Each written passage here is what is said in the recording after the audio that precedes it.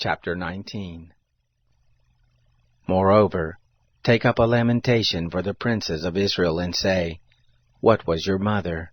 A lioness, she couched among lions. In the midst of the young lions she nourished her cubs. She brought up one of her cubs. He became a young lion, and he learned to catch the prey. He devoured men. The nations also heard of him. He was taken in their pit, and they brought him with hooks to the land of Egypt. Now when she saw that she had waited, and her hope was lost, then she took another of her cubs, and made him a young lion. He went up and down among the lions. He became a young lion, and he learned to catch the prey. He devoured men.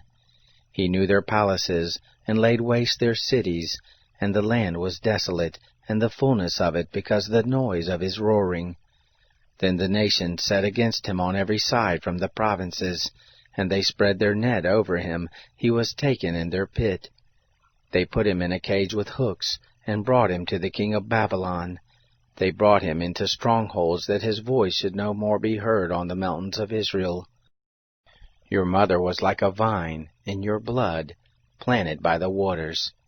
It was fruitful and full of branches by reason of many waters.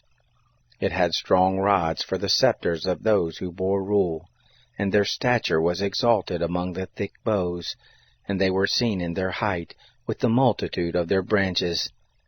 But it was plucked up in a fury, and it was cast down to the ground, and the east wind dried up its fruit. Its strong rods were broken off and withered, the fire consumed them. Now it is planted in the wilderness, in a dry and thirsty land.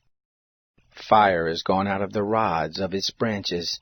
It has devoured its fruit, so that there is in it no strong rod to be a scepter to rule. This is a lamentation, and shall be for a lamentation.